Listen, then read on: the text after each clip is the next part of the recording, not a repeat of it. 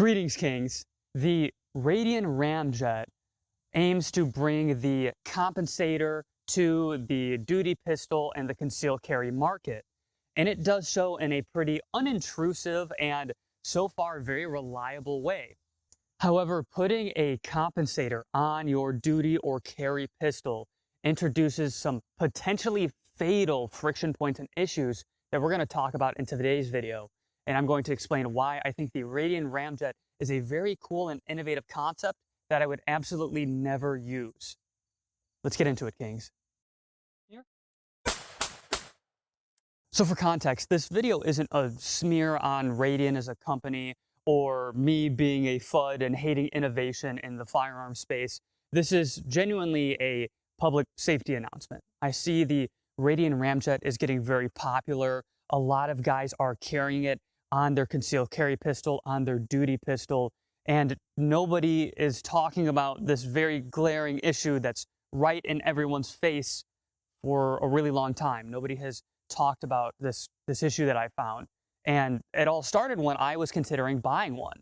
You know, shooting a pistol is very difficult to do, and it makes a lot of sense to want to make that easier. However, anytime that I want to put something on a serious use firearm, I have to think long and hard about what that's going to do to the firearm, how that is going to change the geometry, how it functions, and all the possible unintended functions or issues that will arise from adding a part or a modification to any serious use firearm. And I think it's something that the industry in general just isn't really doing. And in a lot of cases, those unintended functions or secondary issues that arise from a modification to a firearm can lead to injuries or issues in the real world when you leave the flat range. So what is the Radian Ramjet? I'm assuming most of you who are clicking on this video already know what the Radian Ramjet is. Maybe you already have one, but let's briefly talk about what it is. The Radian Ramjet is a drop-in modification. It is a barrel and a compensator combo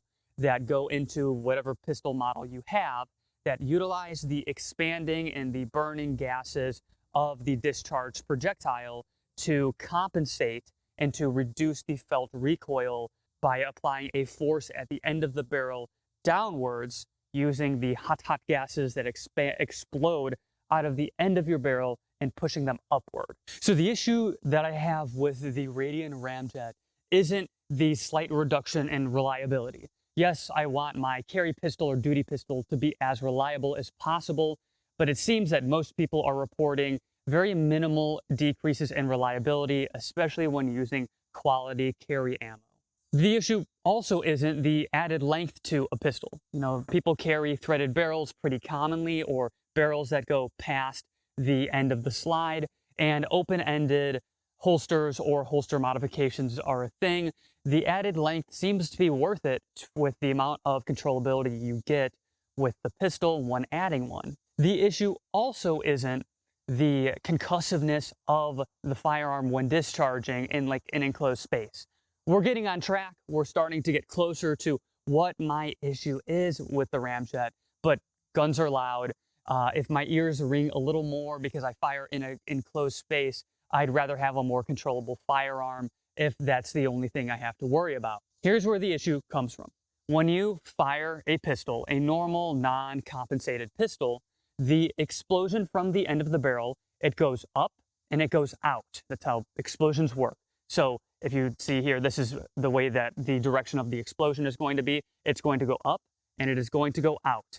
That is how explosions work when they are not having any forces applied to them or not being channeled down a barrel or through a compensator. So that means when I fire this pistol, the explosion and the gases from the end of the barrel are going in the same direction that the projectile is, most likely at my bad guy.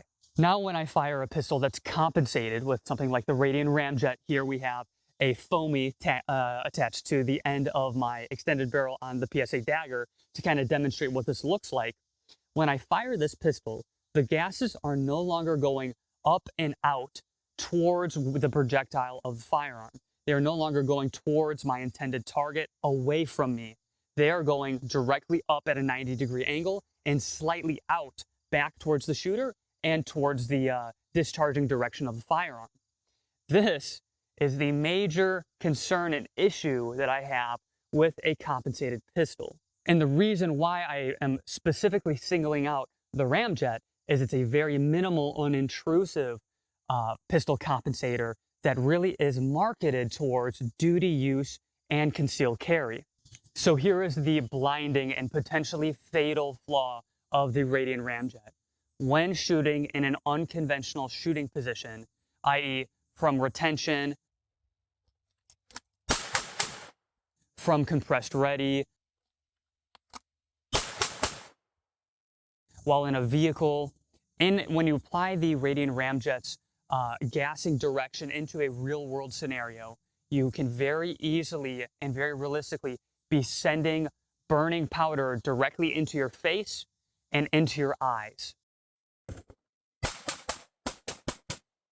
So I'm going to talk a little bit about what this looks like in the real world. So the first one we're going to talk about is if here's my mock aggressor here. If I am, yeah, this is a bad day, all right? Not a good time to be me. So if I'm carrying strong side, the aggressor is looking to do me harm, and I come up, and I'm coming here to present, but he moves in sooner than I am able to get my full compression out. Now I'm going to either be firing from right here, trying to lean away, probably not have my hand very high up, but right around here, or here, and this puts the muzzle blast from a compensator directly into my eyes. A much worse day to be me. If we come here, say we are able to make it out to compressed ready, now I'm here. This already kind of sucks. The compensator's really close to my face. But if you get closer to me, like really push in, and I'm coming up here now. I mean, I'm eating bullets. Yeah, I mean, you might still be dead, but I might also be blind. While if you had just a normal barrel that pushes all the gases and the explosion forward towards the enemy, away from you, you don't really have to worry about that. You might be only walking away with tinnitus and some trauma.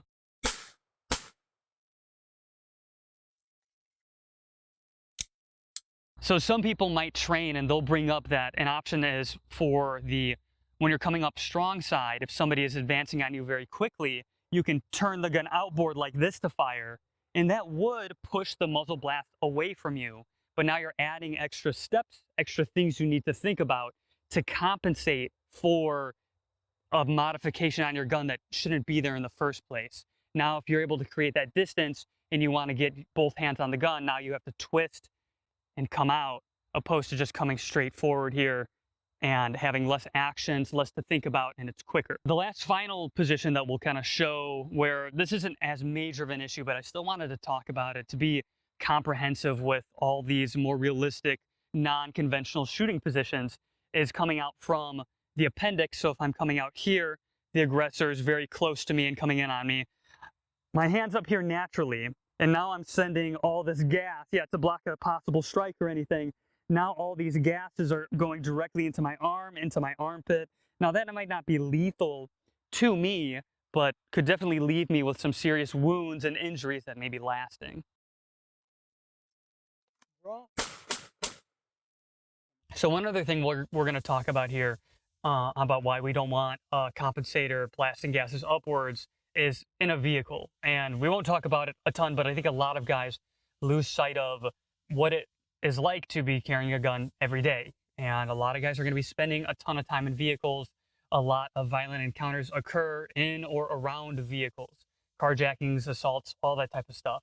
So here I just have a very basic scenario. We've got a guy outside my window, really close. He's armed with a knife. He is a viable threat. And if it doesn't really matter if I'm carrying appendix and I come up here and I want to immediately turn, either I might put my hand up here, keep it close to my body, have it ready here to support the pistol, but I don't have a lot of space to compress out or to get out of this kind of compressed state here. If I do, I'm putting the pistol closer to the attacker. This window very easily can become broken very quickly. I don't want to give the attacker an opportunity to grab this and get equal control of the pistol. So I want to keep it back here away from him. And I'm already leaning back naturally, which is pushing this pistol, the front sight post, which is where this muzzle blast is going to go, directly into my face and eyes. And this is going to be sucky anyway. I mean, we're in a vehicle and the concussion's going to be loud, but we are making the situation way worse. And this can be where we start to get into the realm of permanent eye damage, coming right up here, tucking it into my pectoral, leaning away from the threat and firing. This is, I mean, this is inches away from my face. So guys will try to work around their equipment or figure out how we can still make this work in the vehicle. And just kind of sitting here, I'm thinking of something maybe very simple that you could try to justify a workaround to having the compensator in this type of very closed, condensed environment. And that would be when you come up here, you don't fire yet. I'm in the process of moving back, which now you're taking more time that this individual could be breaking your window, reaching in, or shooting you. And you're going to attempt to lean all the way back in your vehicle here to get the compression out so you can extend your hands to get the gun away from you to fire and not have that blast going in your face. Now, as we mentioned, guns are loud and it's going to be concussive, especially in a vehicle. You're not doing yourself any favors by sending it directly up into your hood and containing it more inside the vehicle where the gases can't escape out towards the attacker. But here now, I'm in a pretty compromised position. I mean, I'm creating distance, but also having the gun out here is giving the aggressor more leverage and more of an ability to grab onto it and wrestle with me and potentially take it. And this is, we're you know, putting a hat on a hat at this point, trying to fix problems that just don't need to exist.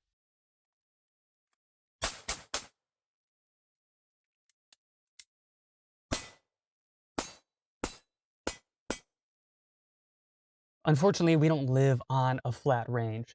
Scenarios that you are likely to need to employ your pistol for personal protection of you, yourself, or your loved ones are dynamic, they are unpredictable, they are violent, and they are very commonly unconventional. Very rarely is it a nice, simple identify the threat, present your firearm, fully extend, fire your bill drill, your controlled pairs, eliminate the threat, and the scenario is over. The exploding gases that are being fired out of the top of the Radian Ramjet, which are even worse out of a smaller pistol, could at best disorient you, daze you, or potentially alter your vision in a temporary manner, which would take you out of the fight, make you less effective, pretty much negating the effects of having the compensator in the first place, or at worst, potentially damage your eyesight temporarily or permanently, or even in really bad scenarios, potentially blind you if these gases are too close to your face. And saying that you're just going to extend or compensate for that with training is just unrealistic. The enemy has a say in your plan, and to think that that you can just train around the muzzle blast that a pistol compensator is generating in a real world scenario just is not realistic.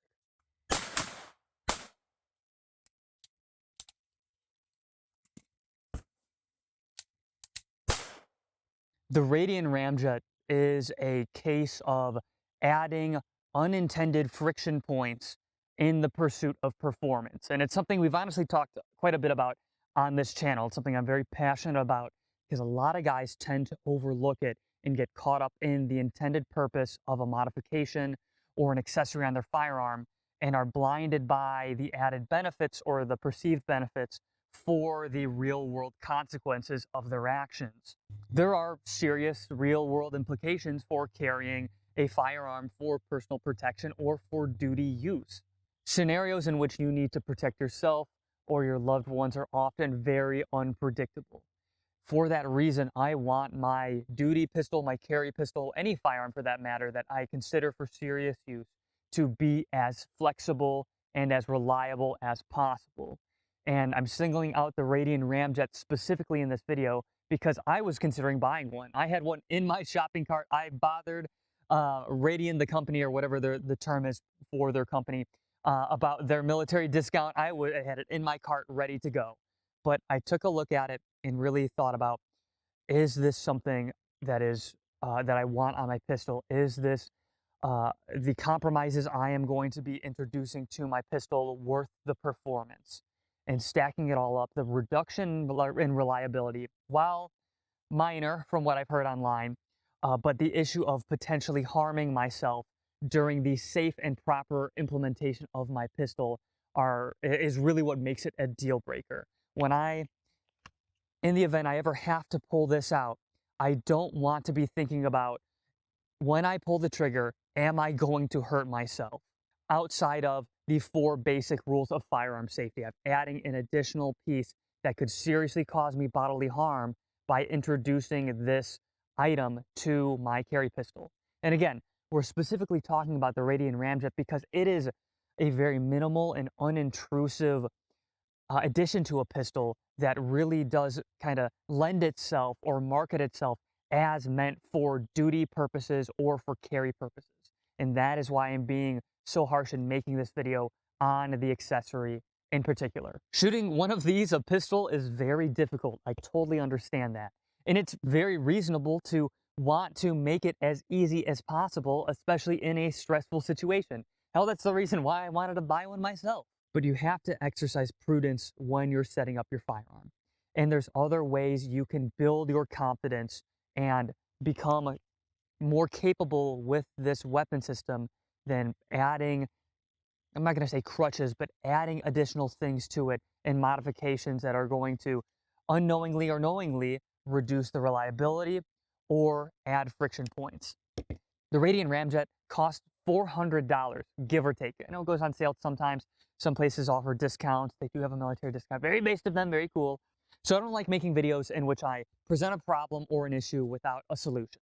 And the problem that the Radian Ramjet attempts to solve is, how do I make my pistol easier to shoot? And honestly, I'm gonna, tough pill to swallow here, but the best way to do that is training. I know a lot of people have said that before. It's not like this is a new concept that I've come up with independently, but it's true.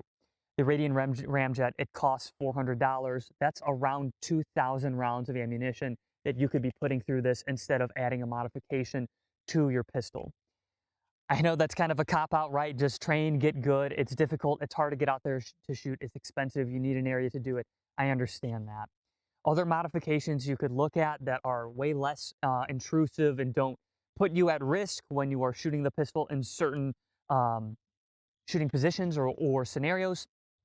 Things like grip tape, potentially modifying the texture to get a better grip on the firearm. Different frames could be something that you could do. A longer barrel.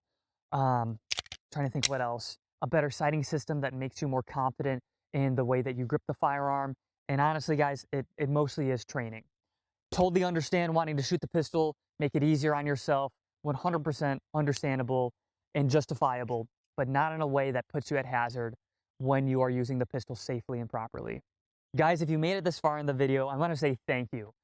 It was a blast making this video, and it really was a passion project. I went through every single stage of the sort of bell curve in modifying a firearm or looking at an accessory that I find myself in a lot of the time, or I have learned over the years, and that is, this thing seems really cool.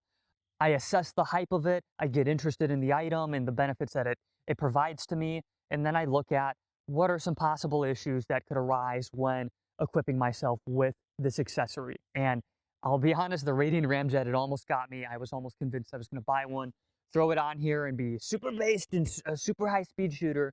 But I'm really glad that I didn't fall for the hype and that I assessed the real world implications and I could provide all those findings to you all. That's really what this channel's about. I want to provide valuable information to the firearms community. And that really is the point of the channel, is I want to provide valuable information for you all to consume, the consumers, for you to all benefit from. And if that means making videos that are unpopular or talking about things that other people aren't speaking on or don't align with what's currently in on YouTube, then that's fine. I value everybody's safety and I value I value providing honest information to everyone that is valuable. And that means sometimes standing against the tide if I have to. I'm not looking to make hot takes on purpose. I simply want to provide good, valuable, honest content for my viewers. That is the #1 goal of this channel. If that's something you guys like, I encourage you to subscribe. like the video. Let me know what you think in the comment. If you think I'm fucking stupid and you love the Radian Ramjet and you think that, well, in 90% of other scenarios, you know, it's beneficial and you're focusing on niches that I don't think are very realistic, let me have it in the comments, guys. I stand by everything that I say in my videos, and I'd love to hear honest input. And if I decide that the Radian Ramjet actually is super safe to be using and that this video is complete BS, then I'll eat my words. I'll make a response to it. Absolutely, I will own that. I don't think it's gonna happen, but get down in the comments, guys. Let me know what you think. Future video suggestions, anything. It helps feed the algorithm. All the things the gun tubers they say that help grow the channel. Go ahead, get down there in the Discord. It is free. It is public. If you want to join up with the homies, find other guys in your area to LARP with, to talk guns, be autistic about firearms, and standing against the tide of the industry sometimes, then go ahead, get on down there. Link is in the channel description, the bio, as well as in every video in the video description. If you like really bad financial decisions, I also have a Patreon and a Subscribe Star. If you want to fund the turbo levels of autism, it helps me tremendously, absolutely never required, but is a huge help. And I thank every single person who's in there supporting me. It is absolutely unfounded and amazing of you guys. It feels great to be back, guys. I'm super excited to be making more videos, putting more content out there. Stay tuned. We got a lot more in the works. Just getting into a new job, potentially a big move coming up, as well as the deployment. So stay tuned. Hop in the Discord if you want. Keep up to date on things. I'm always in there talking to the homies. And as always, keep your heads held high, kings. Bones out.